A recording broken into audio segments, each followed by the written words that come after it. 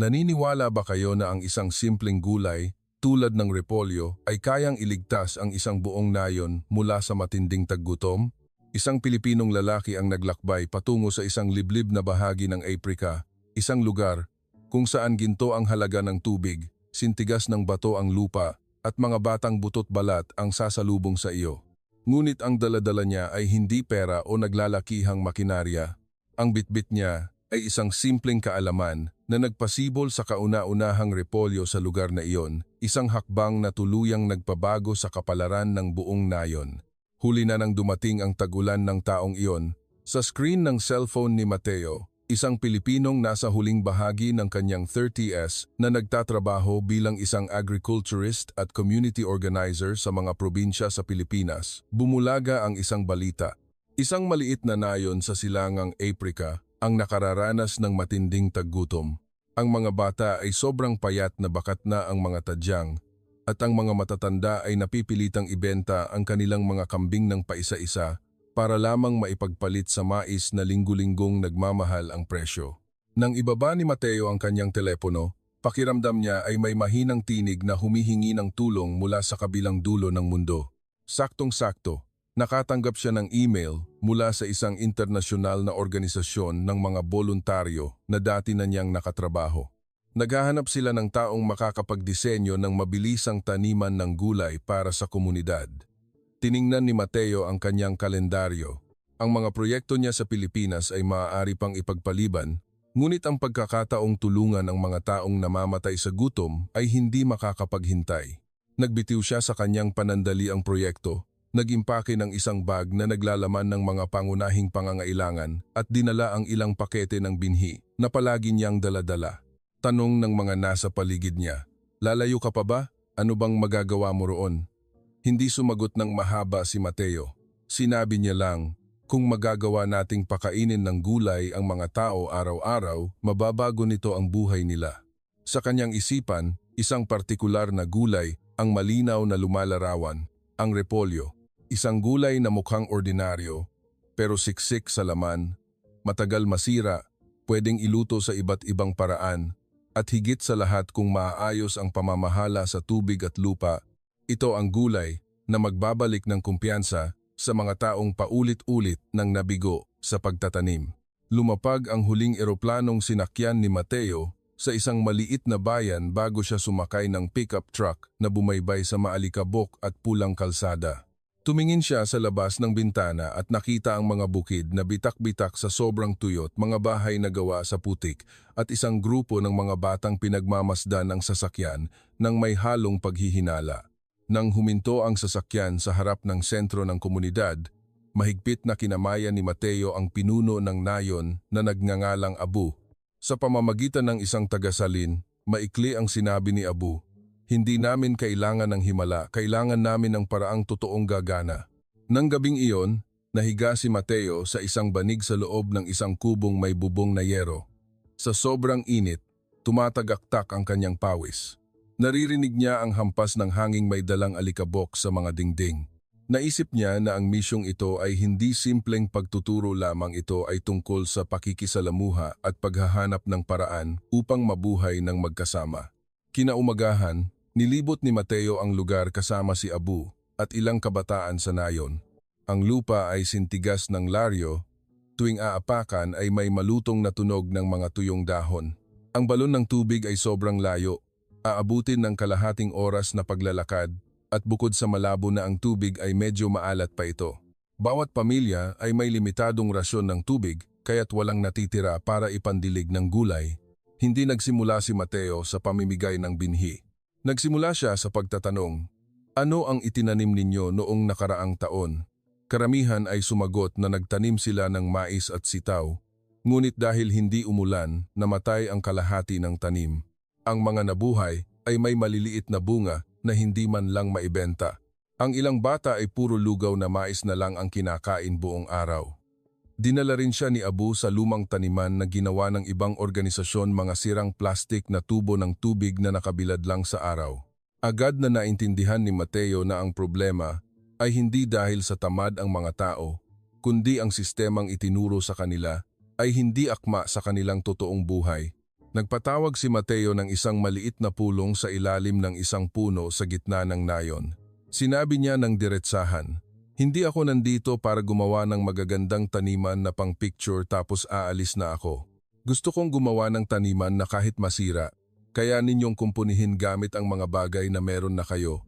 Gumuhit siya ng plano sa buhangin, mga nakataas na taniman na abot ng kamay, maliliit na kanal para hindi masayang ang tubig, bubong na gawa sa mga sanga at tuyong damo para pananggalang sa matinding araw, at pataba mula sa dumi ng kambing at mga nabubulok na halaman. Isang babaeng nagngangalang Mala ang nagtaas ng kamay at nagtanong, "Tutubo ba ang binhi kung ganyang kakapiranggot ang tubig natin?" Sumagot si Mateo, "Hindi tayo gagamit ng maraming tubig. Gagamit tayo ng pagiging tuloy-tuloy." Ipinaliwanag niya ang isang simpleng paraan ng drip irrigation. Gagamit sila ng mga lumang bote ng tubig, bubutasan ng maliit, at ibabaon malapit sa ugat para dahan-dahang pumatak ang tubig buong araw. May mga kabataang napatawa ng mahina dahil mukha itong laro ng mga bata. Hindi nagalit si Mateo, sinabi niya lang, "Subukan natin sa isang maliit na bahagi muna. Kung mamatay ang mga tanim, ako ang aako ng responsibilidad." Nang araw ding iyon, buong nayon ang nagtulong-tulong sa paghuhukay. Gumamit si Mateo ng matulis na bakal para buwagin ang matitigas na tipak ng lupa. Ang kanyang pawis ay pumatak sa lupa na tila isang tahimik na pangako.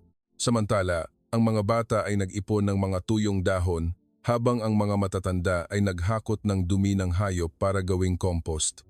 Sobrang sangsang ng amoy kaya may ilang nagreklamo, pero ngumiti lang si Mateo at sinabing, "Ang amoy, na yan ang magiging pagkain ng ating lupa." Bago lumubog ang araw, nilabas niya ang pakete ng binhi ng repolyo. Hindi niya ito basta isinabog. Pumili siya ng 3 tao, si Abu, si Mala, at isang batang ulila na nagngangalang Kamu. Pinaghulog niya ang bawat isa ng binhi sa maliliit na butas ng sabay-sabay. "Hindi ko pag-aari ang mga binhing ito," dahan-dahan niyang sinabi. "Ito ay binhi ng inyong nayon." Ang repolyo ay isang gulay na hindi pamilyar sa mga taga roon. Nakikita lang nila ito sa palengke sa bayan pero napakamahal at malayo ang bibilhan. Kaya naman nagsimula si Mateo sa paggawa ng pinakamaliit na punlaan.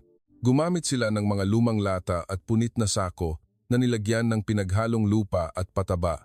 Itinuro niya ang pagdidilig gamit ang palad para pumatak ng marahan ng tubig imbes na ibuhos ng isahan upang bawat patak ay hindi masayang. Sa mga unang araw, walang pagbabago. Nagsimulang magbulungan ang mga tao na baka hindi na naman ito tumubo tulad ng mga nakaraang pagsubok. Isang gabi, pinuntahan ni Mala si Mateo at sinabing may sakit ang anak niya dahil kulang sa pagkain. Bumigat ang dibdib ni Mateo, ngunit sinubukan niyang huwag magpakita ng awa sa mukha. Tinanong niya lang kung gaano karaming tubig ang natira sa kanila, tapos binuhat niya ang sariling balde para tulungang umigib si Mala mula sa malayong balon. Kahit napagod na ang kanyang likuran, alam niyang kung hindi niya idadaan sa gawa, hindi maniniwala ang mga tao na mahalaga ang ginagawa nila. Sa ika-5 araw, ang unang pangkat ng mga binhi ay nagsimulang maglabas ng maliliit at mapusyaw na berdeng usbong. Tumakbo si Kamu at isinigaw ito sa buong nayon na parang nakakita ng mahika.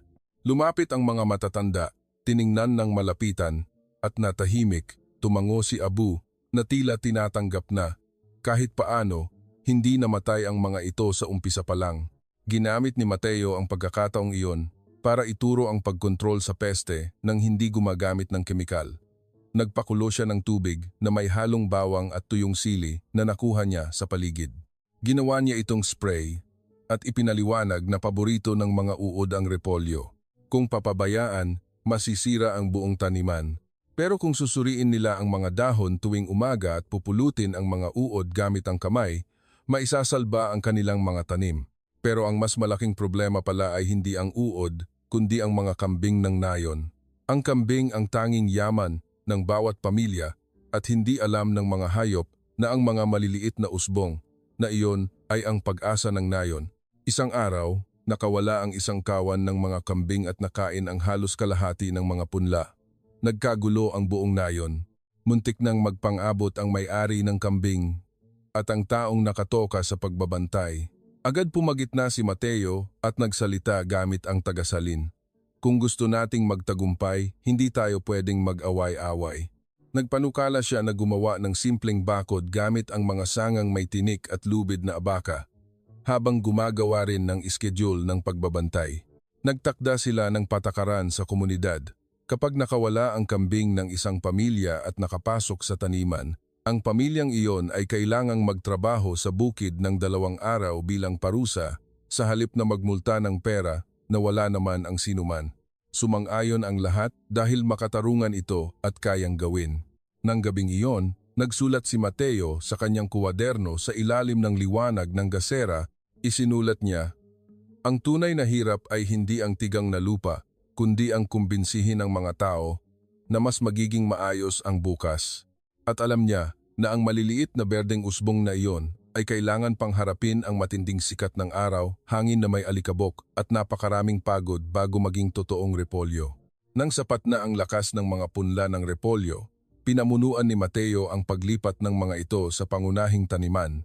Ipinatanim niya ito ng nakahanay at may sapat na distansya para maiwasan ang fungus at ipinahukay ng mas malalim ang mga butas para maipon ang halumigmig.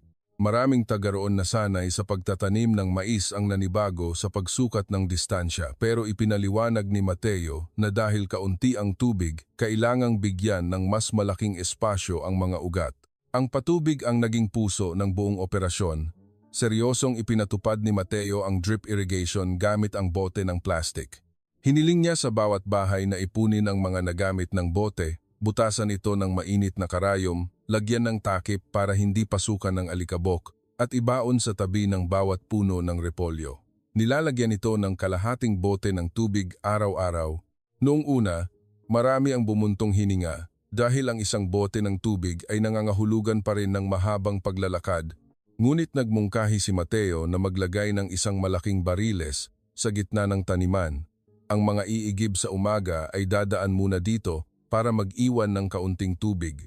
Dahil dito, unti-unting nabuo ang pagtutulungan. Tinuruan din niya silang maglagay ng mulch, mga dayami at tuyong dahon na ilalatag sa lupa. Dati, sinusunog ng mga taga-roon ang mga tuyong halaman para malinis ang lupa, pero ipinaliwanag ni Mateo na ang pagsunog ay pag-aaksaya ng halumigmig. Nang subukan nila ang mulching, hindi na kasing init ng dati ang lupa at nabawasan ang pagtubo ng mga damo. Nakita ng lahat na ang maliliit na kaalaman ay nagpapadali sa kanilang buhay. Kalagitnaan ng linggo, umihip ang malakas na hangin na may kasamang alikabok hanggang sa maging kulay kahel ang kalangitan. Ang mga butil ng buhangin ay humampas sa mga dahon ng halaman na parang asido. Nagsimulang mag-alala ang mga tao na malalanta at mamatay ang mga repolyo. Hindi sila inalo ni Mateo ng mabubulaklak na salita. Sa halip, isinama niya ang mga kabinataan para pumutol ng mga sanga ng puno at gumawa ng pansamantalang harang sa hangin na ipinulupot sa paligid ng taniman. Gumamit din sila ng mga lumang katsya at puting tela bilang manipis na bubong para bawasan ang tindi ng hangin. Nang araw na iyon, nagtrabaho silang lahat hanggang gabi, nagkasugat-sugat ang mga kamay, pero kinabukasan, nakatayo pa rin ang mga tanim. 2 linggo ang lumipas, nagsimulang lumaki at maging mas matingkad at makintab ang mga dahon ng repolyo. Hinaplos ni Mala ang isang dahon ng banayad na tila hinihimas ang ulo ng sarili niyang anak. Sinabi niya kay Mateo, "Hindi ko inakalang ang isang gulay ay kayang magpangiti ng tao." Tumawa ng mahina si Mateo, pero sa loob-loob niya, alam niyang hindi lang ito tungkol sa gulay, ito ang patunay na may pagpipilian pa ang nayon na ito. Nagsimulang magpatawag ng pulong si Abu para bumuo ng isang sistematikong pangkat na mag-aalaga sa taniman. May nakatokang magdilig, maghanap ng uod, gumawa ng compost, at magtala kung aling hilera ang mabilis o mabagal lumaki. Lihim na natuwa si Mateo dahil ang gusto niya ay hindi umasa ang mga tao sa kanya, kundi umasa sila sa sarili nilang sistema. Nang gabing iyon, nagpadala siya ng maikling mensahe sa Pilipinas. Nakaligtas na ang unang tanim sa bagyo ng alikabok. Pagkatapos ay nanahimik siya ng matagal dahil alam niyang ang tunay na pagsubok ay hindi pa dumarating ang araw ng anihan at bentahan na magpapatunay kung ang repolyo ay totoong makapagpapabago ng kapalaran ng nayon. Nang sumunod na buwan, Nagsimula nang mag-usbong ang mga ulo ng repolyo. Ang mga dahon sa loob ay unti-unting bumibilog at sumisiksik. Sabik na sabik ang lahat, pero dahil sa sobrang pagkasabik, may mga araw na nakalimutan nilang mag-inspeksyon. Walang sumilip sa ilalim ng mga dahon. Nang mismong si Mateo ang nag-inspeksyon, nakita niya ang mga uod at ang dumi nito na nakakalat sa maraming halaman. Kung pababayaan nila ito kahit isang linggo lang, masisira ang mga repolyo at hindi na maibebenta. Ipinatawag ni Mateo ang pangkat. Hindi siya nagalit, pero ipinakita niya ang mga dahong butas-butas at nagtanong, kung pababayaan natin ang maliliit na bagay na tulad nito, ano ang mawawala sa atin? Natahimik si Abu bago sumagot, mawawala sa atin ang buong anihan para sa panahong ito. Ang sagot na iyon ang nagpamulat sa lahat na ang maliit na uod ay kalaban ng kanilang malaking pag-asa. Muli nilang inayos ang schedule. 2 tao kada araw ang mag-i-inspeksyon sa umaga at hapon. Si Kamo, ang batang ulila, ang unang nagboluntaryo. Sinabi niya, gusto kong mabuhay ang mga tanim na ito dahil ipinaparamdam nito sa akin na may silbi ako. Nang marinig ito ni Mateo, parang may bumara sa kanyang lalamunan. Tumango na lang siya at itinuro kung paano hulihin ang mga uod nang hindi masyadong nasisira ang mga dahon. Dinagdagan din ni Mateo ang tapang ng kanilang organic pest control gamit ang dahon ng neem tree. Binayo nila ito, ibinabad sa tubig magdamag, sinala at ipinang-spray ng manipis tuwing hapon para hindi agad matuyo. Mahigpit na sinunod ito ng lahat.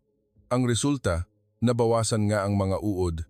Kahit hindi 100% nawala, bumalik sa pagiging malusog ang karamihan sa mga repolyo. Ngunit, panibagong problema ang sumibol ang sigalot tungkol sa tubig.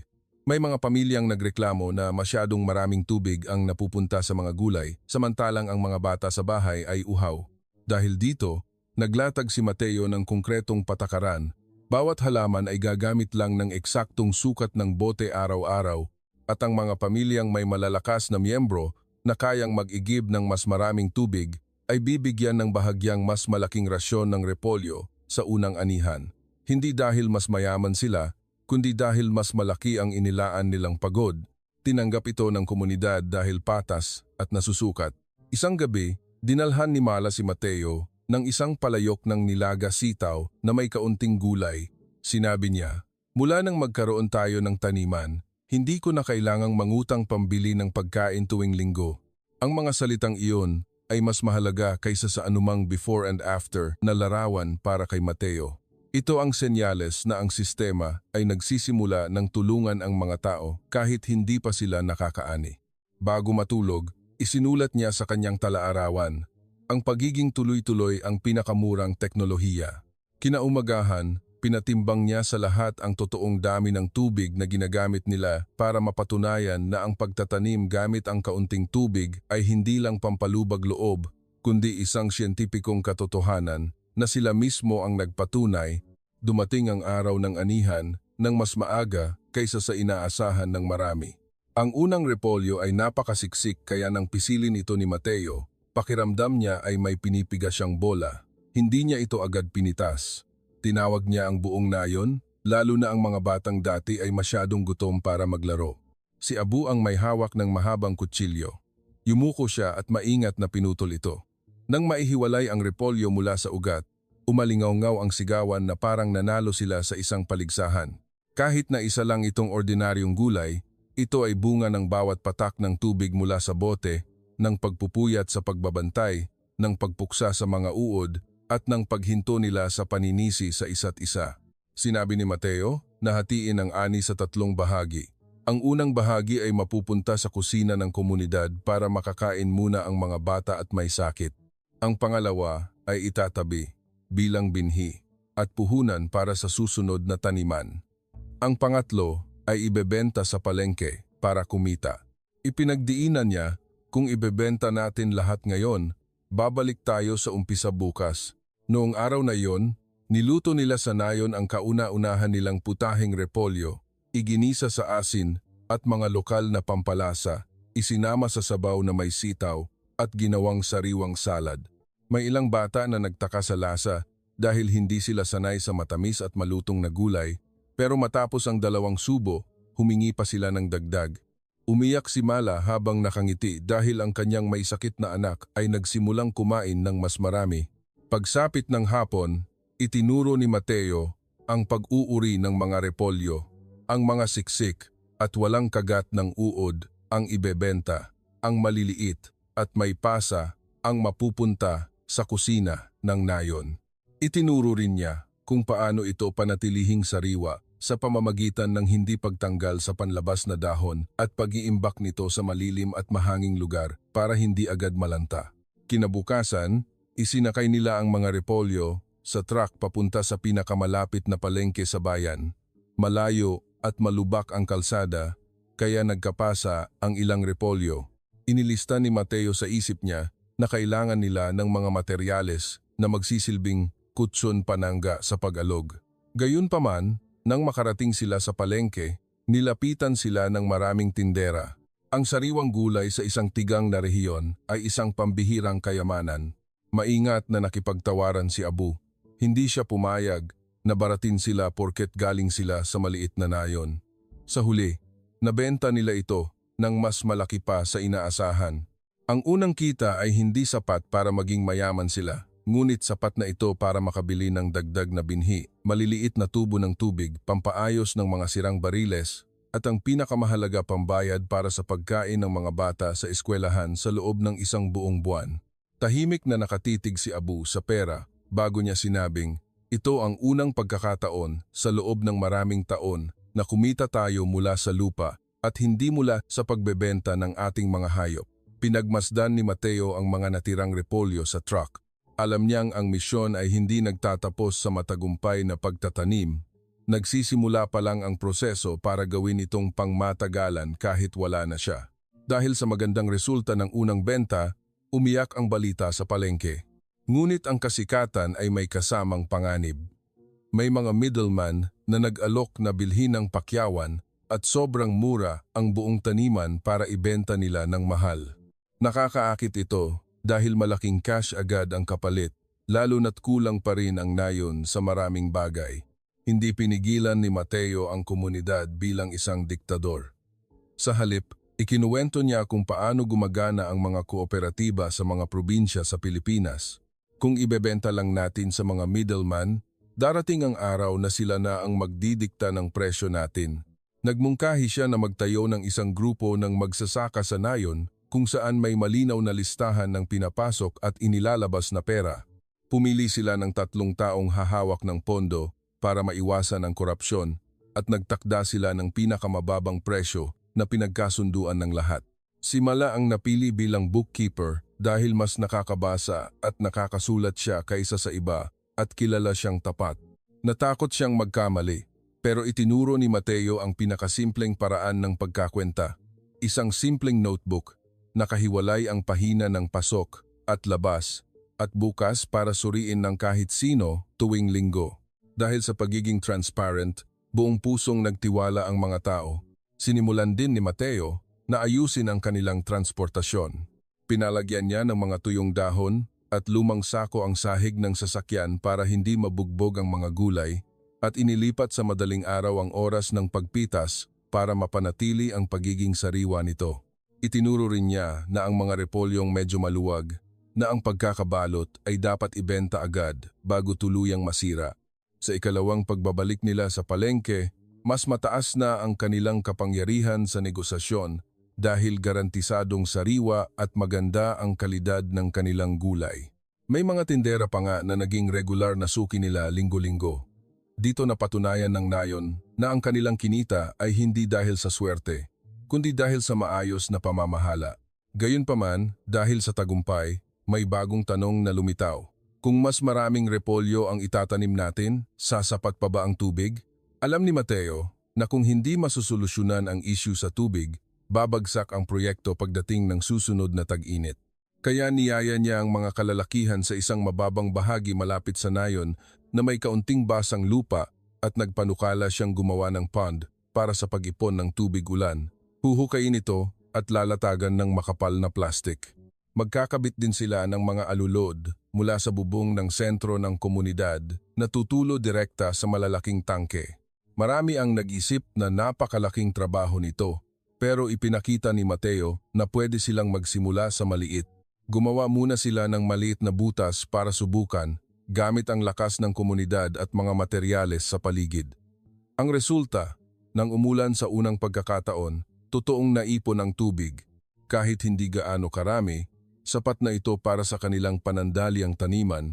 Nagsimulang mapagtanto ng lahat na ang agrikultura ay hindi lang tungkol sa binhi at lupa, ito ay pinagsamang sistema ng tubig, tao at palengke na dapat sabay-sabay na tumatakbo.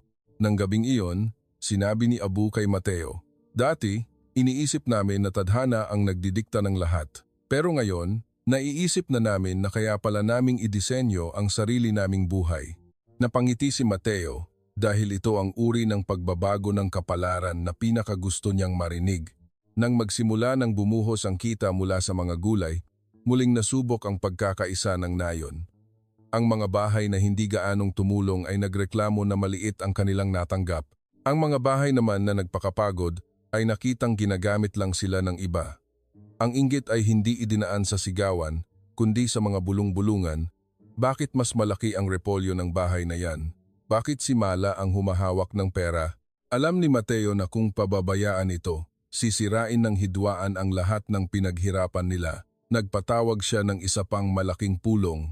Sa pagkakataong ito, hindi teknikal na pagtatanim ang tinalakay niya, kundi ang pagiging patas.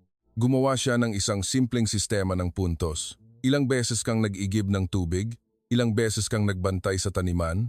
Ilang tambak ng compost ang ginawa mo? Lahat ay isinusulat sa isang pisara sa harap ng sentro ng komunidad para makita ng lahat. May ilang hindi natuwa dahil lumabas ang katotohanan kung sino ang tamad at sino ang masipag, pero sa huli, ginawa nitong malinaw ang hatian. Nag-anunsyo si Abu na ang parte ng kita ay ibabase sa puntos sa pagtatrabaho, ngunit may basic quota na ibibigay para siguraduhing makakatanggap ng libreng gulay ang bawat bahay kahit isang beses sa isang linggo para walang magutom.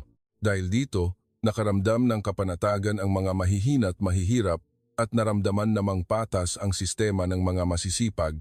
Isa pang isyu na lumitaw ay ang kaisipang proyekto ito ng isang dayuhang Pilipino na nagpaparamdam sa iba na ang kapangyarihan ay nasa labas. Kaya naman, unti-unting lumayo si Mateo sa mga pagpapasya.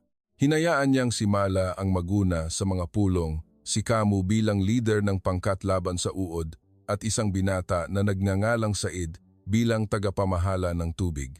Ginampanan na lang ni Mateo ang pagiging tagapayo, sumasagot lang kapag tinatanong at nagtatala ng mga dapat pang ayusin.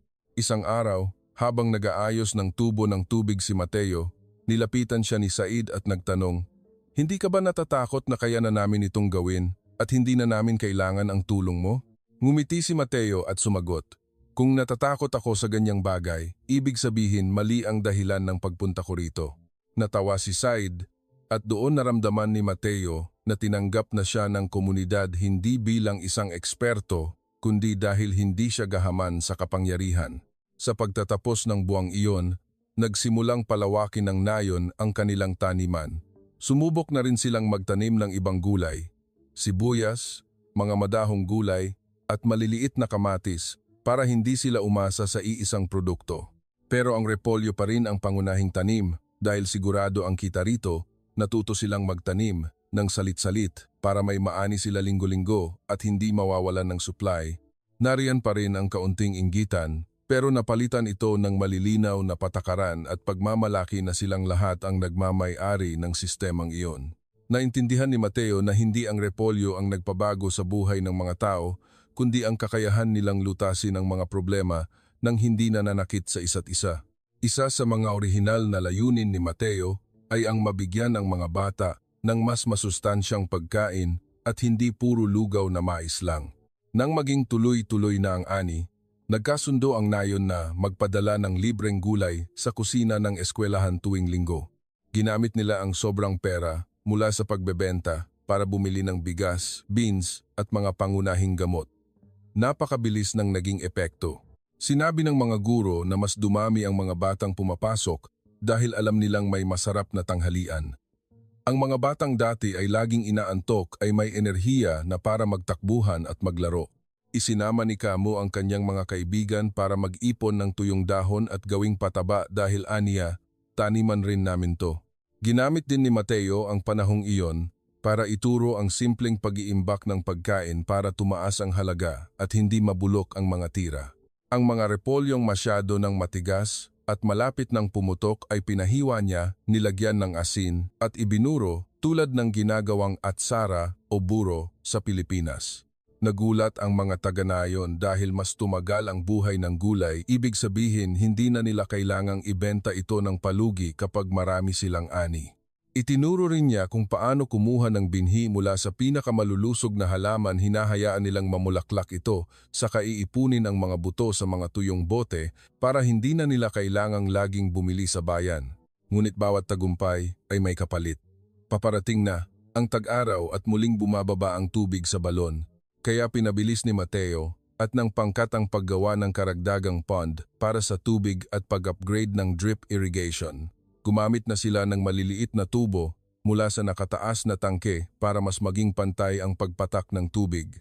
Ginamit nila ang unang kita para rito, hindi kalakihan pero sapat na panggawa ng modelo. Nagtulong-tulong ang lahat para itayo ang poste ng tangke at sinubukan ang pagdaloy sa bawat hilera. Madalas sabihin ni Mala kay Mateo, baka isipin ng mga taga-siyudad na walang kwenta ang kaunting pera pero para sa amin, isa itong tulay. Sumang-ayon si Mateo dahil ang perang kinita nila sa gulay ay hindi lang pambili ng gamit. Bumili ito ng oras at pag-asa para sa nayon para hindi na sila magkabaon-baon sa utang at hindi mapilitang ibenta ang kanilang mga alagang hayop. Isang gabi, nag-organisa ng maliit na programa ang eskwelahan. Kumanta ang mga bata para magpasalamat. Hindi sila kumanta para pasalamatan si Mateo ng direkta, kundi para pasalamatan ang ating taniman. Tahimik na nakinig si Mateo at napagtanto niya na kung minsan, ang tunay na tagumpay ay kapag nakalimutan na ang pangalan ng dayuhang tumulong at ang nangingibabaw ay ang pangalan ng komunidad na nakatayo na sa sarili nilang mga paa. Ngunit isang araw, dumilim ang kalangitan. Umihip ang napakalakas na hangin hanggang sa yumanig ang mga bubong na yero. Umalingaw-ngaw ang kulog na parang bomba at bumagsak ang pinakamalakas na ulan na matagal na nilang hindi nararanasan. Ang ulan na pinakahihintay nilang lahat ay dumating ng may kasamang bagyo na sumira sa mga bakod, bumasag sa mga sanga at nagdulot ng pagbaha na rumagasa sa buong taniman. Hindi gusto ng repolyo ang nakababad sa tubig, mabubulok agad ang mga ugat nito. Pagkatigil ng ulan, agad na tumakbo si Mateo at ang kanyang grupo sa taniman. Gamit ang asarol at sarili nilang mga kamay, naghukay sila ng karagdagang kanal para makaagos ang tubig. Inalis nila ang putik mula sa puno ng mga halaman. Ang ilang mga natumbang repolyo ay kailangang talian para makatayo ulit. May mga buong hilera na nasira ng tuluyan. Napagod ang lahat at nagsimulang magsabi, hindi talaga natin kayang labanan ang kalikasan. Ito ang mga pagkakataong ang isang maling desisyon ay magpapabagsak sa buong sistema. Nagmungkahi si Abu na ihinto muna ang pagtatanim at itabi na lang ang natitirang pera pambili ng pagkain dahil natatakot siyang malugi sila. Naiintindihan ni Mateo ang takot na iyon, pero nagmungkahi siya ng mas balanseng plano. Bawasan muna ng kalahati ang lawak ng taniman para makatipid sa tubig at pagod, ngunit hindi ito tuluyang ititigil. Gagamitin ang bakanteng espasyo para magtanim ng mga halamang mabilis tumubo at sanay sa baha para hindi sila mawalan ng pagkain. Naging mainit ang pagpupulong ng araw na iyon. Gusto ng ilan na ibenta na lahat para magkapera. Ang iba naman ay gustong lumaban. Hindi nag-utos si Mateo. Inilatag niya lang ang mga datos na sila mismo ang nagtala. Noong nakaraan, nang itigil ninyo ang lahat, ilang linggo, bago nagutom ang nayon, pero kung itutuloy natin ito at babawasan ang peligro, magkakaroon pa rin tayo ng sapat para sa eskwelahan at may maibebenta pa tayo. Tumayo si Mala at nagsalita. Lahat tayo ay nakaranas ng mawalang ng tuluyan. Alam natin ang pakiramdam na iyon. Ayoko nang bumalik sa panahong wala tayong makain. Natahimik ang marami sa sinabi niya at unti-unting tumango. Nagpasya si Abu na sundin ang inihapag na plano. Matapos ang bagyo, Hindi lang ang taniman ang kinumpuni nila, kundi pati ang kanilang paniniwala. Itinuro ni Mateo kung paano gumawa ng maliliit na pilapil na gawa sa lupa para pigilan ang pag-apaw ng baha at inilipat nila ang taniman sa mas mataas na pwesto. Nagsimula nilang tingnan ang bagyo hindi bilang kalaban, kundi bilang isang leksyon na kailangan nilang iayon ang disenyo ng bukid sa panahon na hindi napapredikta. Sa paglipas ng panahon, nakabawi ang mga natirang pananim. Ang bagong pangkat ng repolyo ay hindi kasing ganda ng nauna, pero pwede pa ring ibenta. At ang pinakamahalaga, hindi nagkawatak-watak ang nayon, hindi sila sumuko, at hindi nila hinayaang ang takot ang magdesisyon para sa kanila. Iyon ang tagumpay na mas mahirap makamit kaysa sa pagpapatubo ng gulay. Pagsapit ng 2 taon, naging maayos na ang lahat. Ang pangkat ng repolyo ang mismong nag-aayos ng kanilang schedule, nagpaplano ng itatanim at nakikipagtawaran sa palengke. Kaya na ni Said na kumpunihin ang mga tubo ng tubig nang hindi tinatawag si Mateo. Si Mala ang nag-aayos ng libro ng listahan, kaya buo ang tiwala ng lahat. At si Kamo ay nagsimula ng magturo sa mga nakababatang bata kung paano gumawa ng mulch at manghuli ng uod. Isang araw, gumising si Mateo at napagtanto niyang wala nang nagtatanong sa kanya kung ano ang gagawin. Dapat sana'y matuwa siya, pero may halong kakaibang pakiramdam na ang papel niya sa komunidad ay unti-unti nang naglalaho at nagiging bahagi na lang ng pang-araw-araw na buhay ng nayon. Naglakad siya papunta sa taniman. Nakita niya si Abu na kausap ang mamimili sa palengke gamit ang isang lumang cellphone. Buong kumpiyansang nakikipagtawaran sa 2 pagkakataon. Si Mala ay nag-uuri ng repolyo gamit ang matalas niyang mata. Sinusubukan ni Said ang pressure ng tubig sa tangke, habang tumatawa naman si Kamo kasama ang mga kaibigan habang gumagawa ng compost. Umupo si Mateo sa ilalim ng parehong puno kung saan sila unang nagpulong. Naalala niya ang sinabi ni Abu noong unang gabi, "Hindi namin kailangan ng himala." Ngayon, naiintindihan na niya. Ang himala rito ay hindi ang pagdating ng isang Pilipino na nagpabago ng lahat, kundi ang pagpayag ng komunidad na baguhin ang kanilang paraan ng pag-iisip paunti-unti at gawin ito ng paulit-ulit hanggang sa maging bahagi na ito ng kanilang pagkatao. Para masigurong patuloy na tatakbo ang nayon, tumulong si Mateo na gumawa ng isang maikling manual na may mga larawan. Paano gumawa ng compost, paano magbakod, paano magpatak-patak na irigasyon, paano mag-uri ng ani, paano magtago ng binhi, at ang mga patakaran ng grupo. Hindi niya ito isinulat sa Ingles o Tagalog. Ipinasalin niya ito sa lokal na lengguwahe ng nayon at ipinaguhit sa mga bata ang mga hakbang para tunay na madama nilang sa kanila ang kaalamang ito at hindi isang dokumento mula sa labas. Sa huling malaking pagpupulong, binigyan ni Abu si Mateo ng isang hinabing tela na mismong ang nayon ang gumawa. Sinabi niya, "Dinala mo ang repolyo rito, pero ang mas mahalaga, dinala mo rin ang tamang paraan ng pag-iisip." Sumagot si Mateo, "Hindi ko ito dinala. Tinulungan ko lang kayong mapabilis itong lumabas dahil matagal na itong nasa loob ninyo." Nang gabing iyon, nag-impake si Mateo tulad noong unang araw niya, ngunit sa pagkakataong ito, hindi na mabigat ang pakiramdam niya. Nakaramdam siya ng ginhawa dahil nakamit na niya ang kanyang layunin. Naging isang taong hindi na kailangan ng sistema, at iyon ang eksaktong layunin na dapat pinapangarap ng bawat voluntaryo. Kinaumagahan bago bumalik si Mateo sa Pilipinas, gumising ang buong nayon bago pa man sumikat ang araw. Tumakbo ang mga bata para magpaalam. Nakita niya si Kamo na nakatayo, mahigpit na hawak ang pinakamalaki at pinakamagandang repolyo sa taniman. Hindi ito isang simpleng pasalubong, ito ay simbolo ng kanilang pinagsamahang lakbayin. Gamit ang tagasalin, sinabi ni Kamo, "Akala ko dati pagkain lang ang gulay. Ngayon, alam ko na, ang gulay pala ay ang aming kinabukasan." Ipinakita rin ni Mala ang kanyang notebook. Ang unang pahina na dati bakante ay puno na ng maiayos na mga numero. Ang kita nila ay nakahati na para sa pondo ng binhi, pondo para sa tubig, pondo para sa eskwelahan, at emergency fund. Hindi pa rin mayaman ang nayon, pero hindi na sila babalik sa dati nilang pagkagutom. At ang pinakamahalaga, hindi na nila kailangang maghintay na may maawa at tumulong sa kanila. Dinala ni Abu si Mateo sa pinalaking pond na nakakasalo ng tubig ulan mula sa sentro ng komunidad. Mayroon ng matataas na tangke na konektado sa mga tubo para sa drip irrigation. Sa paligid nito, marami ng ibang gulay ang nakatanim, hindi lang repolyo.